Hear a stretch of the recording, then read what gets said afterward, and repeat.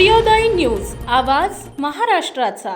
महाराष्ट्र राज्य निवडणूक आयोगाने नुकतीच राज्यातील 29 महानगरपालिकांच्या निवडणुकांची घोषणा केली असून 15 जानेवारी 2026 रोजी मतदान आणि 16 जानेवारी 2024 रोजी मतमोजणी होणार आहे। या निवडणुकीच्या पार्श्वभूमीवर राज्यातील राजकीय वातावरण तापले असताना पक्षांतराच्या घटनांना वेग आला आहे। माजी आमदार, माजी नगरसेवकांसह अनेक नेते सोयीचे पक्ष शोधत असताना भाजपात जोरदार इनकमिंग सुरू झाले आहे। याच दरम्यान उद्धव बाळासाहेब ठाकरे यांच्या शिवसेनेला मोठा धक्का बसला आहे। पिंपरी चिंचवड महानगरपालिकेच्या निवडणुकीच्या तोंडावर पक्षाचे शहराध्यक्ष आणि माजी महापौर संजोग वाघेरे यांनी शहराध्यक्ष पदाचा तसेच पक्षाच्या प्राथमिक सदस्यत्वाचा राजीनामा दिला आहे। ते लवकरच भारतीय जनता पक्षात प्रवेश करणार असल्याची माहिती सूत्रांकडून मिळाली आहे।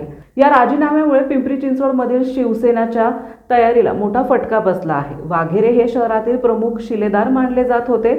त्यांच्या राजीनाम्यानंतर त्यांच्यासोबत अनेक कार्यकर्ते आणि पदाधिकारी भाजपात जाण्याची शक्यता वर्तवली जात आहे।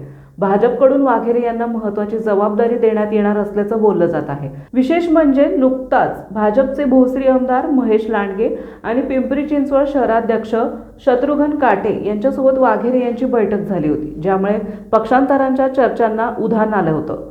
संजोग वाघेरे हे पिंपरी चिंचवडच्या राजकारणातील प्रभावशाली चेहरा आहे। ते यापूर्वी अजित पवार यांच्या राष्ट्रवादी काँग्रेसमध्ये सक्रिय होते आणि शहराध्यक्ष भूषवले होते। तसेच ते पिंपरी चिंचवड महानगरपालिकेचे माजी महापौरही राहिले होते। 2023च्या अखेरीस त्यांनी उद्धव ठाकरे यांच्या शिवसेनेत प्रवेश केला होता। पक्ष प्रवेशानंतर त्यांना पिंपरी चिंचवड शहराध्यक्षपद देण्यात आले।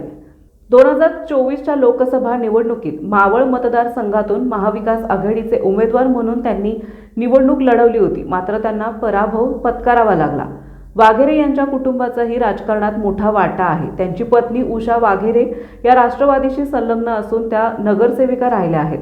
आता महापालिका निवडणुकीच्या तोंडावर वाघेरे यांचा राजीनामा आणि संभाव्य भाजप प्रवेश यामुळे ठाकरे गटाची पिंपरी चिंचवडमध्ये पंचायत झाली आहे।